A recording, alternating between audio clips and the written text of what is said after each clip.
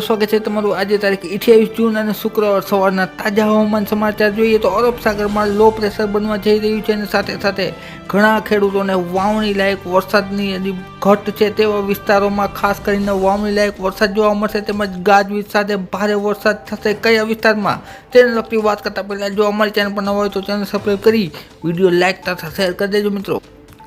તારીખ 28ના તાજા હવામાન સમાચાર મુજબ જોઈએ તો સવારના 10 થી 12ના સમયગાળા દરમિયાન ખાસ કરીને ભાવનગર વિસ્તારમાં તેમજ મહુવા વિસ્તારમાં આ ઉપરાંત અમરેલી તેમજ ગારિયાધાર વિસ્તારોમાં સાથે સાથે ઉનામાં બોટાદના વિસ્તારોમાં અને સાથે સાથે અન્ય સૌરાષ્ટ્રમાં ખાસ કરીને જૂનાગઢ રાજકોટ તેમજ ભાણવર પોરબંદર દરિયાઈ પટ્ટીમાં વેરાવળમાં છે એક ગાજવીજ સાથે વરસાદ જોવા મળી શકે છે। સાથે સાથે ખંભાતના અખાતની બીજી બાજુ દક્ષિણ ગુજરાતમાં સુરત વલસાડ નવસારી વાપીમાં પણ ગાજવીજ સાથે વરસાદ જોવા મળશે। ત્યારબાદ આપણે સાંજના સમાચાર જોઈશું। ખાસ કરીને સાંજના સમયે છે એ મધ્ય સૌરાષ્ટ્રમાં અને તેમજ સાથે સાથે અમદાવાદની વિસ્તારના આસપાસના વિસ્તારોમાં સુરેન્દ્રનગર મોરબી તેમજ ચોટીલા આ ઉપરાંત વિરમગામ અમદાવાદ નડિયાદ ગાંધીનગરના વિસ્તારોમાં સાથે સાથે કચ્છના મોટાભાગના વિસ્તારોમાં છે એક ગાજવીજ સાથે વરસાદ જોવા મળશે જેમાં હળવાથી ભારે ઝાપટા જોવા મળી શકે છે। સાથે સાથે ઉત્તર ગુજરાતના વિસ્તારોમાં પણ વરસાદી જમાવટ જોવા મળશે મિત્રો।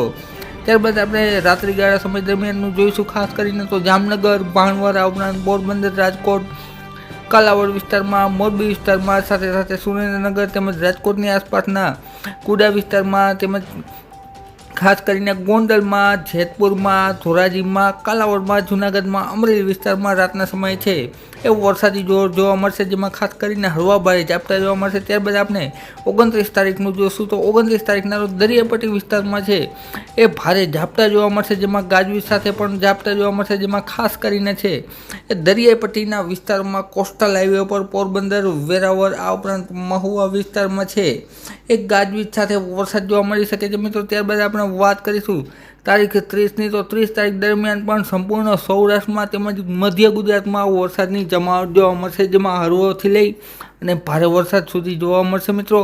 અને સાથે સાથે 1 જુલાઈ દરમિયાન છે 1 થી 5 જુલાઈ દરમિયાન ફરીથી એક બંગાળની ખાડીની વરસાદી સિસ્ટમ છે એ આવવાની શક્યતા છે જેના હિસાબે ફરીથી સૌરાષ્ટ્ર ગુજરાતમાં સારો એવો વરસાદનો રાઉન્ડ આવવાની શક્યતા છે જે બાબતે અમે વિશેષમાં અપડેટ આપતા રહીશું। માટે અમારી ચેનલ સાથે જોડાયેલા રહેજો મિત્રો। વિડીયો જોવા બદલ ખૂબ ખૂબ આભાર।